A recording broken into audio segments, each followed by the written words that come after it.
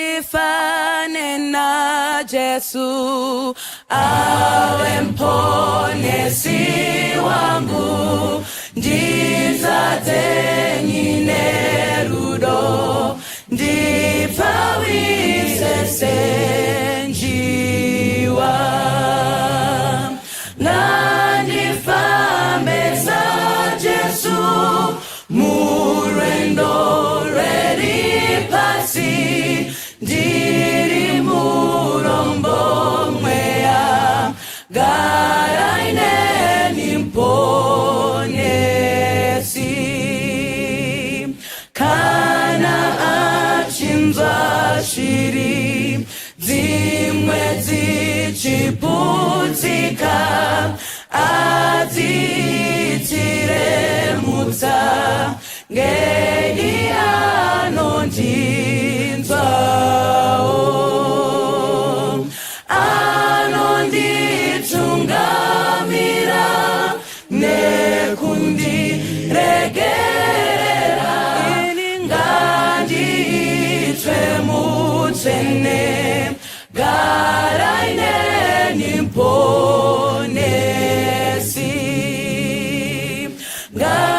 Ngandifane na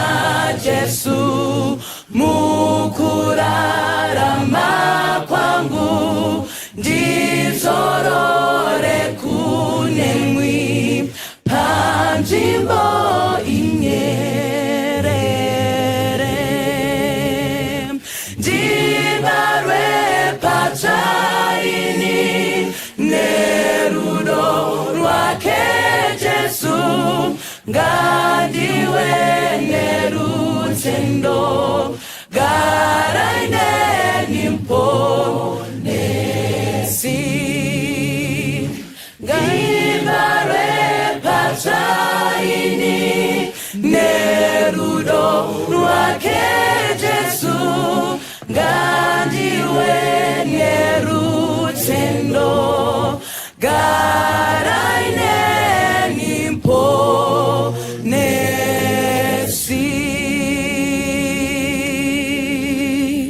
Rakwasai Mose mustara Jesu titenda Mwari nemukana wavatipa yaiva tsika ya Kristu kushandisa ma-object lessons kudzidzisa vanhu vakamupoteredza.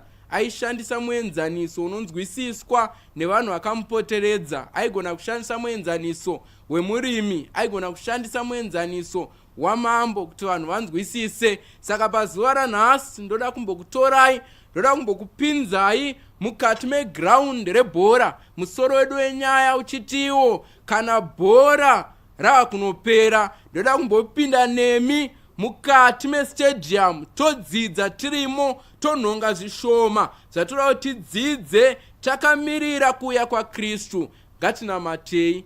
Baba vedu vari kumusoro kudenga, toda kutendai nemukana wamatipa. Yaiva tsika yenyu kushandisa ma-object lessons. Taakupinda mukati metsoka dzenyu. Tibatsireiwo pakududzira shoko iri. Mukupera kwenguva tose vari kuteerera nevari kuona tiverengwe pachaunga chevanhu vachaponeswa muzita raJesu. Amen.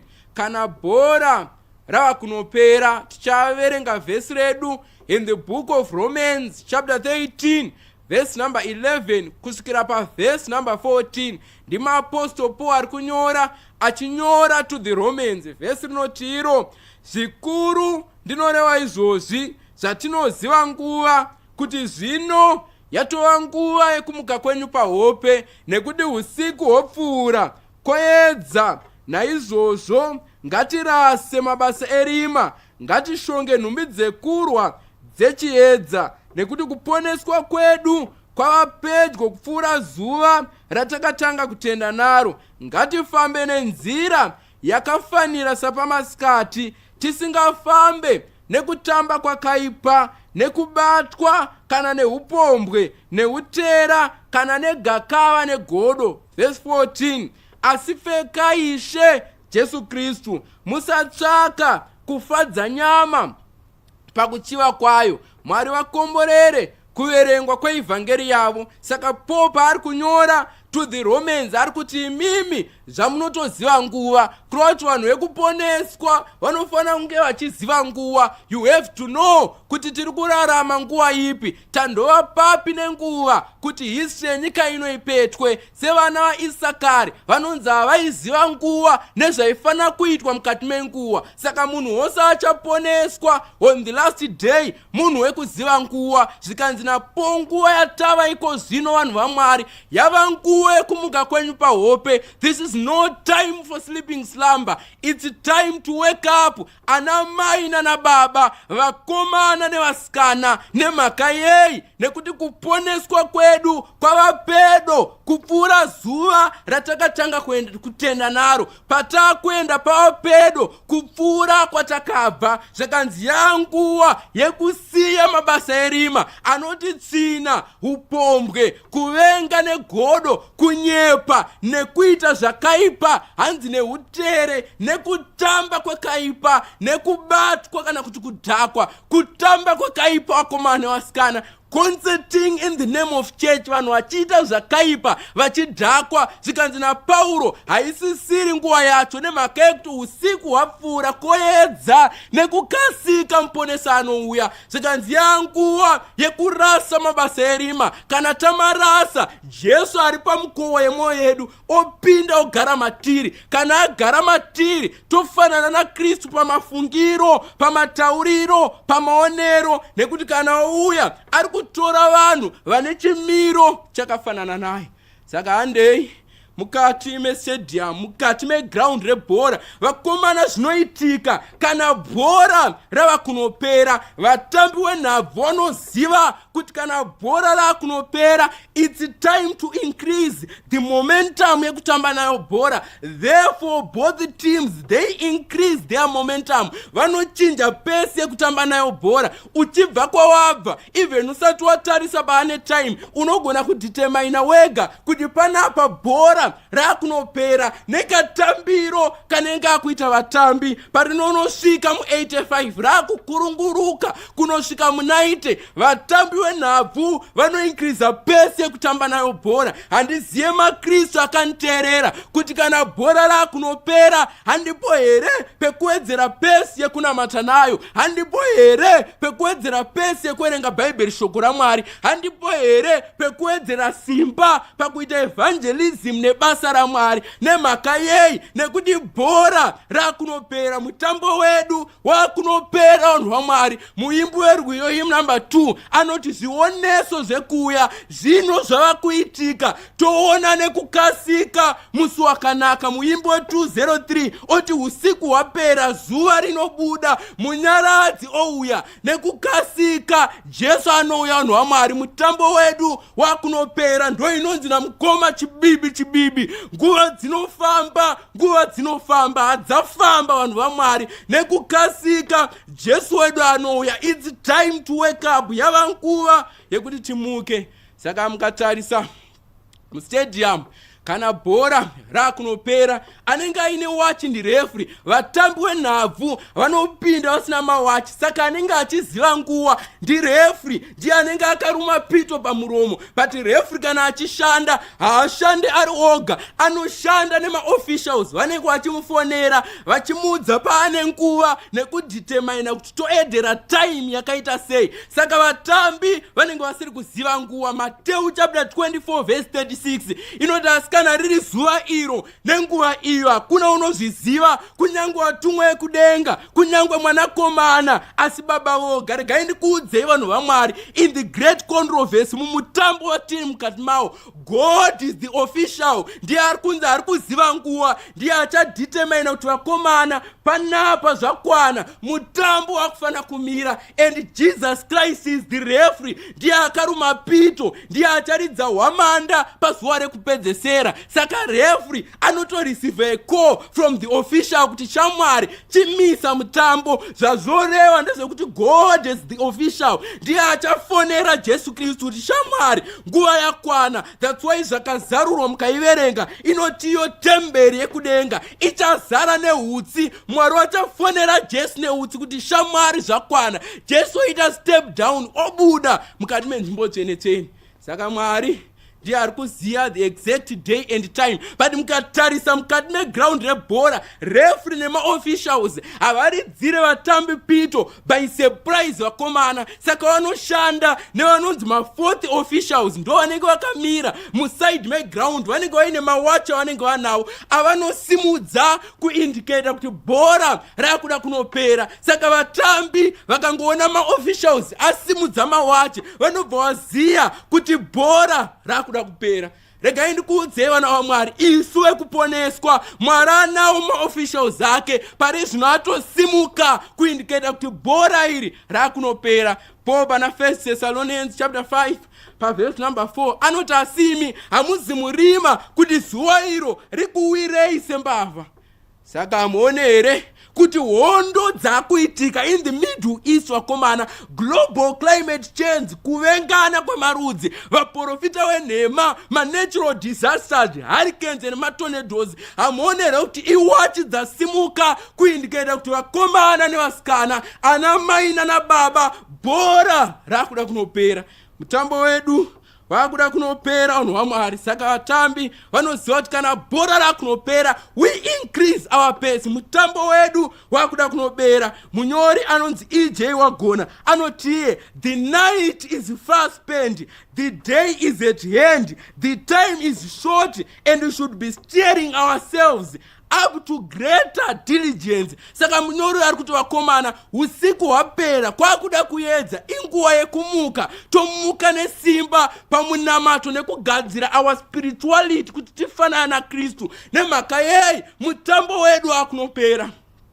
The reformer called Melanchthon anoti, this aged world is not far from its end. Nekukasika wamanda inorira, bhora redu rakuda kunopera. Saka nama officials asimudza mawachi, both teams they increase their pace yekutamba nayo bhora. Timu yakarohwa inoedzera pace yekutamba nayo bhora. Timu yakawina inoedzera pace yekutamba nayo bhora. Yakawina vakomana, kana bhora rakunopera inenge yakufaitira defense, nekuti iri kuti pamwe zvimwe tingangodzorwa. Vanonzwisisa nevanoona bhora vanoziva kuti timu ikaneta kana ikaita mafanizi mu85 4 mabhora kana 3 kana 5 vakomana anogona kutogohwa. Mugore ra2013 Tahiti yakamborohwa neSpain pamaConfederations Cup, yakarohwa 10-0 vakomana. Mamwe acho mabhora akagohwa mu85 mazhinji, bhora rakuda kupera. Saka vatambi vanenge vakawina vanenge vakufaitira defense. Rega ndikuudze munhu waMwari, vambobva kumashure uchinamata Mwari nekurevesa mumweya nemuzvokwadi, you have to defend your name vakomana. Sevatambi vakawina, defend your name kuti zita rirambe rakanyorwa mukati mebhuku yeupenyu. Nekuti Moses pana Exodus chapter 32 verse 33 anonzi nekuti uyo wakanditadzira ndiye wandichadzima pabhuku yangu. Saka ukaita mafanizi, bhora rakunopera, zita rako rinogona kudzimwa mukati mebhuku yeupenyu. That's why Jesus in the book of Revelation chapter 3 verse number 11 achitiye, batisisa icho chauinacho kuti urege kutorerwa korona yako. Saka inguva yekuramba takapresa, takadzvanya, usadzokera kumashure munhu waMwari, mutambo wakunopera. At the same time, the losing team inenge yakufaitira kuti chidzore. Maybe bhora iri ranga iri 2-1 kana kuti 1-0, yakadyiwa, yakufaitira kuti chidzore. Rega ndikuudze iwe wanga uchinamata nekunyengera, wanga uchinamata uchiita madhiri, uchiita masmall house, uchiita zvakaipa. It's time to be serious. Inguva yekumuka uite kuti zita rako rinyorwe in the book of life, nekuti kudenga vakubalansisa mabhuku awo, vakufinalize the list revanhu vachaponeswa. Saka you have to wake up semutambi uite kuti zita rinyorwe in the book of life. Inzwai vakomana, the opposition watiri kurwisana naye side remuvengi wedu anova Satani. Ndiri kuverenga the snares of Satan chapter 32 the great controversy page 329. Munyori anotiye, the great controversy between Christ and Satan that has carried forward for nearly 6,000 years is soon to close, and the wicked one redoubles his efforts to defeat the work of Christ in many's behalf and to fasten swords in his snares. Saka munyori ari kukonfirma wana waMwari kuti hondo yarwiwa almost now more than 6,000 years. Datopfuura tatova mu-additional times because our opposition, muvengi wedu, is now redoubling vakomana, akushanda times 2. Handiziva vaKristu kuti vakomana kana muvengi oshanda times 2. Handipo here pekuti kana wainamata 2 times waifana kunamata 4 times, kana wainamata 3 times waifana kunamata 6 times. Nekuti muvengi wedu awedzera kushanda nesimba, he is now redoubling. Ari kuziva kuti mutambo wacho wakuda kunopera. Chimwe chandinofarira chinoitwa navatambi kana bhora rakunopera, they endure. Vatambi vakasimba anonzwisisa kunyangwe ndikadzondorwa, kunyangwe ndikatsikwa vakomana, handiwedzi time ndichirara, ndinoshingirira kusvikira bhora rapera. They endure until the last whistle.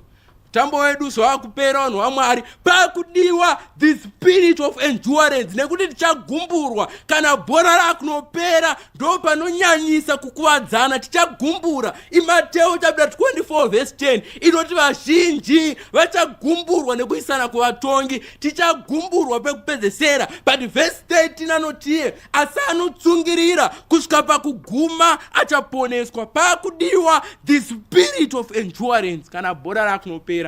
2 Timothy chapter 3 verse number 12 inoti, navose vanoda kunamata Mwari muna Kristu Jesu vachaurayiwa. Tichagumburwa komana, but pachadiwa the spirit of endurance. vanoinjwa kusvika paguma ndo vachaponeswa. Inzwa zvaanotaura the book The Testimonies for the Church vakomana, chapter 9 paragraph 11 anoti iye, the calamities by land and sea, the unsettled state of society, the cases of war are portentous. They forecast approaching events of greatest magnitude. The agents of evil are combining their forces and consolidating. They are strengthening for the final crisis.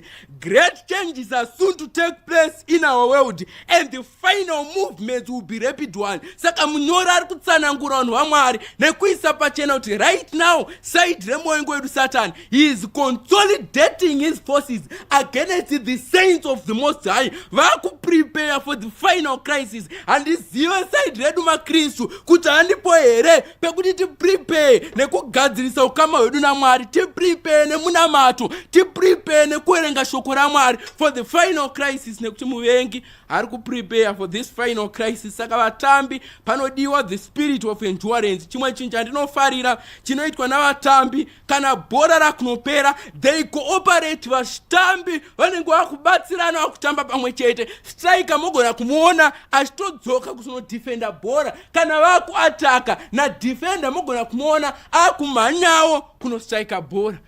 Vatambi vanenge vakutambirana vakukoopareta wose. Hapasina anoti iyi position yangu nekuti bhora rakupera. Chinhu chavo vese ndechetimu yose, saka they cooperate. Vana vaMwari, as we near the final crisis, the closing of this earth's history, pakudiwa cooperation inoitwa nevatambi. Inguva yekuita chirwirangwe sehama dzekutenda. Mumwe paanodzoka kumashure, ngatimudhonzei timire naye, ngatidhonzanei kumaprayer band, tidhonzane pachapter reading a day, tidhonzane pakuita zvinhu zvaMwari. Pakudiwa cooperation like the early church in the book of Acts chapter 12 vakomana. Peter asungwa ari mukati mejeri, church haina kurara, yakanga ichimunamatira. The spirit of cooperation ndo yaakudiwa nekuti bhora rakunopera. But church yanhasi inondishamisa, mumwe akadzokera kumashure kana akaita zvakaipa ndo vanofamba nenyaya yake, vanomuseka nekumushora. Aiwa vanhu vaMwari, pakudiwa cooperation, chirwirangwe sevatambi nekuti mutambo wakuda kunopera.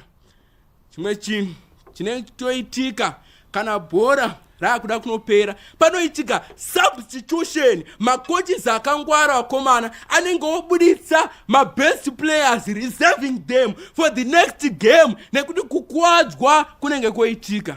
Ngaindikuudzei vanhu vaMwari, right now Mwari ari kuita substitution. Pane vanhu vazhinji vari kufa iko zvino, vari mukati mebasa raMwari, vari kufa vari vatsvene. Mwari ari kuvasubstituta, reserving them vakomana. Vari kurinda vari mukati memakuwa, nekuti Mwari vamwe vacho ari kuona havangamire pa the final crisis which is soon to occur in our world. Vazhinji vacho vakusubstitutwa, vozorora havo vakomana, votevera parumuko rwatsvene. Saka ndo first substitution iri kuitika. Substitution number 2 inoitika, mutambi akadyisa kana bhora rakunopera kana kuti akaratidza kuneta, kochi vanomubuditsa woisa mumwe ari nani, ari kuda kuti ane simba, kana kuti akange akuwadza mumwe anopiwa red card narefi. Saka regai ndikuudzei vanhu vaMwari, ukaratidza kuneta pazvinhu zvaMwari nepakuita basa raMwari, God is going to substitute you. Mwari achakusubstituta. The writer says God has many jewels in other churches. Vachauya komana in the final movement, kuchauya zvidhakwa, kuchauya nemhombwe, vachasubstituta vanhu vaMwari vari muchechi mukati mezuva ranhasi vakangogara vasina zvavari kuita. God is going to substitute you. He is going to give you a red card. Kana ukaramba uchiita zinyekenyeke nevhangeri wakarigarira pasi, Mwari achaunza vamwe kuzopedzesa basa raMwari. Ene mukatarisa mukati meground rebhora, vakomana maziso ese anenge ari pane mastrikers. That's why muchiona kubhora vane mpiri ndana Ronaldo nana Messi, ana Kylian Mbappe nana Haaland, ndo vane mpiri vakomana. Maziso ese anenge ari pana striker. Kunyangwe defender rikatamba, striker ndiye anodependwa naye, because striker ndiye anofinisha kutambisa bhora. Regai ndikuudze vanhu vaMwari, we are strikers in this great controversy. Mwari achironga chitima chake muhondo iyi, kwakuisa ana Abraham kwekutanga, kwakuisa ana Noah komana, kwakuisa ana David nechepakati, kwakuisa ana Paul aripo, ana Mira kwakuvaisa, isisi kwakutiisa kwekupedzesera. We are strikers. God is depending on us vakomana. Takufana kugovesa bhora revhangeri. Vakatipasa bhora, vakatipasa zvakanaka, vakarisira pakanaka, rasiwa mu18 area. We have to score vakomana. Tisapotsa gate isu tasirwa tanangana negate. Let's not disappoint heaven. Vatumwa vekudenga kunyange naMwari maziso ari patiri. God is depending on us. Let's not disappoint God. Saka we have to finish the work of the gospel nesimba guru kwazo. Pito isati yarira. Saka Mwari ari kutemba nesu vanhu vaMwari.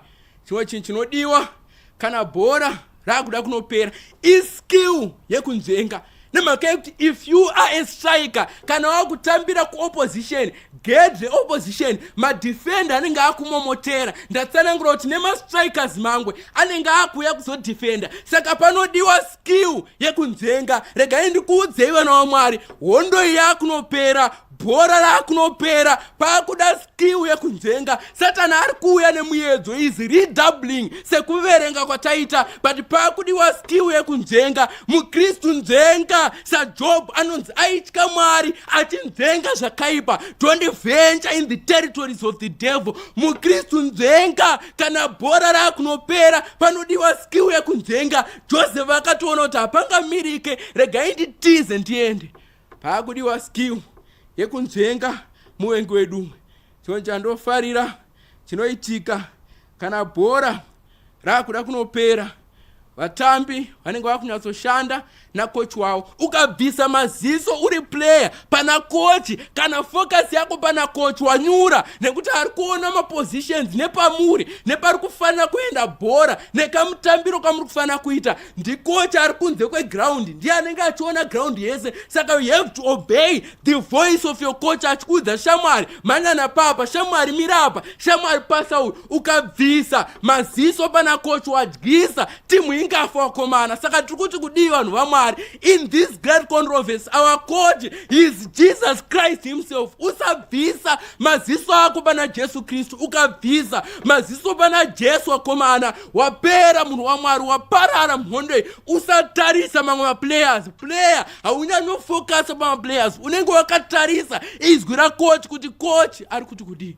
Munyora achinyora anoti I saw the Advent believers on a journey to the heavenly city, and they were safe as long as they kept their eyes on Christ who was leading them to the city.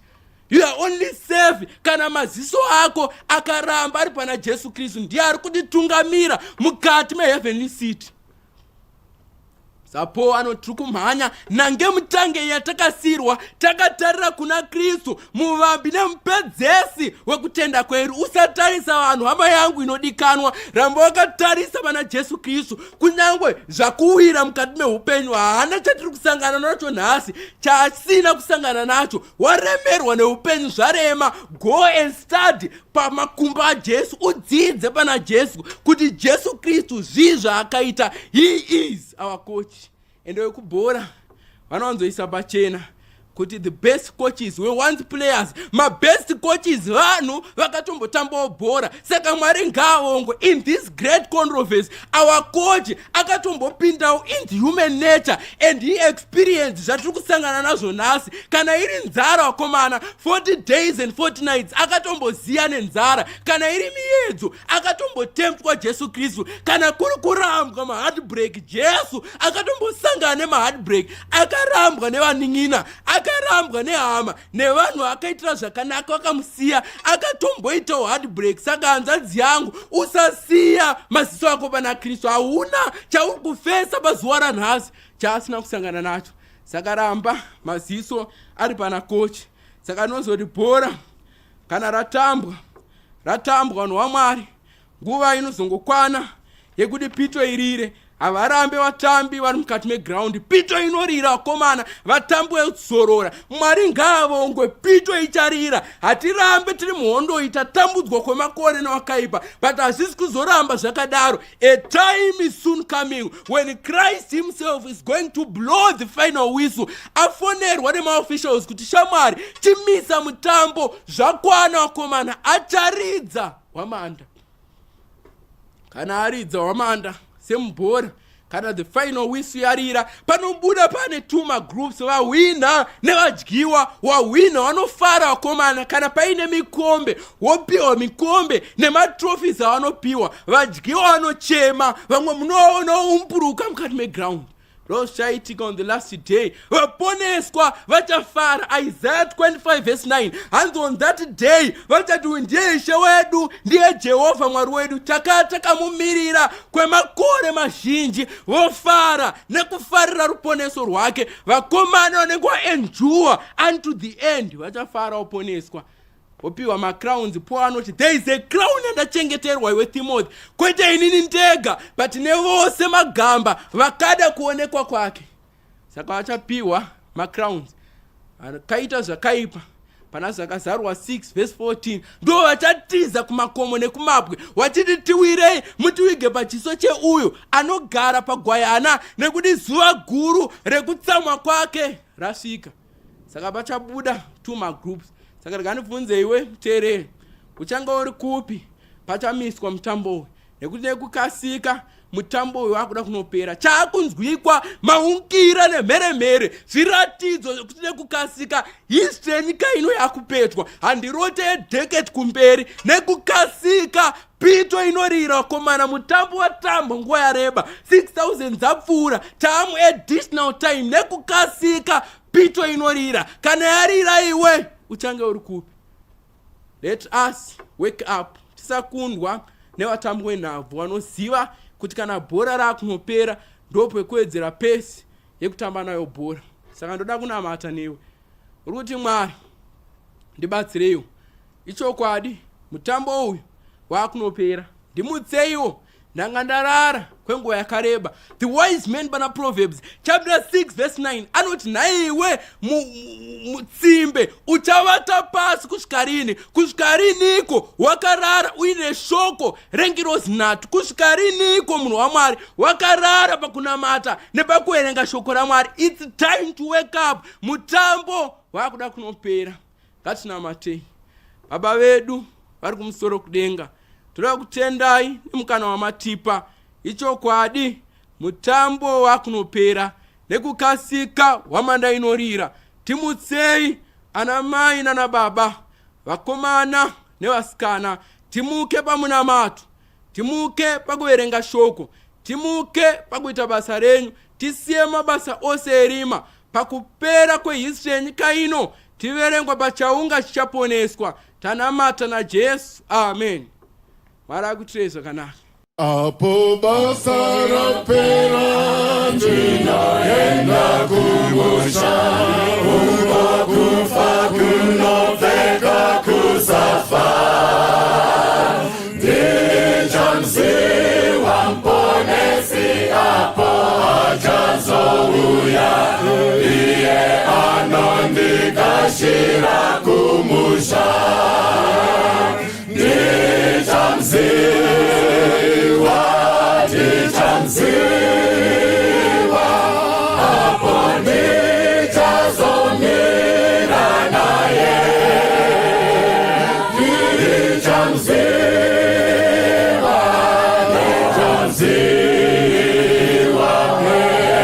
nemanzanzi mumaoko ake. Ndichazofara kwazvo kuona uso wake, nekupenya kwemaziso akewo. Moyo wangu kukudza nerudo ronemutsa, anondigadzira musha kumusoro. Ndichamziwa apo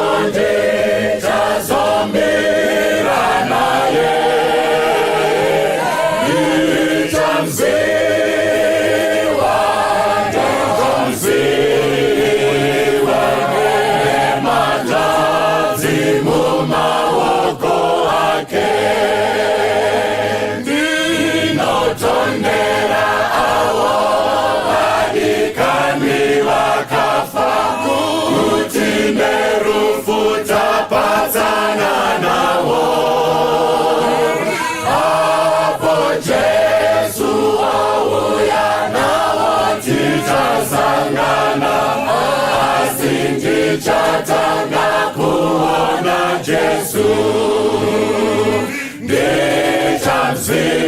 ndichamziwa, ndichamziwa, hapo nditazomera naye, ndichamziwa, ndichamziwa, mema ntazimu maoko ake, achanjitungamira kupinda mazambara, hapo chisingazowine urombo, ndichaimba newese wiyorore kufara, asi ndichatanga kuona Jesu, ndichamziva, ndichamziva, hapo nditazomera naye, ndichamziva, ndaziva, mema ntazimu maoko ake.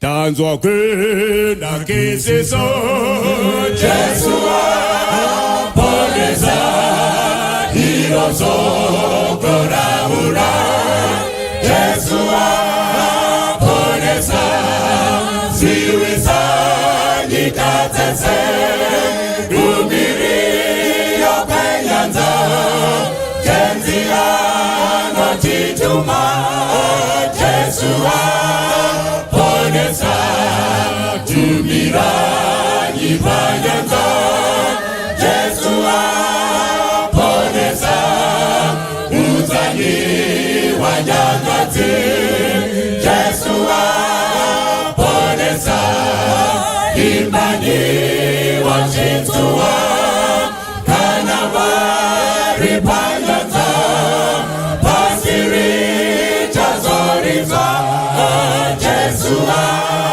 apoleza imani munabuto, Jesu apoleza nerupe nerufu, Jesu apoleza imani nekufawa, moyo unonamuza, indira nipakuwa, Jesu apoleza ibahisi pamweya, Jesu apoleza kutinduzi kizona, Jesu apoleza naita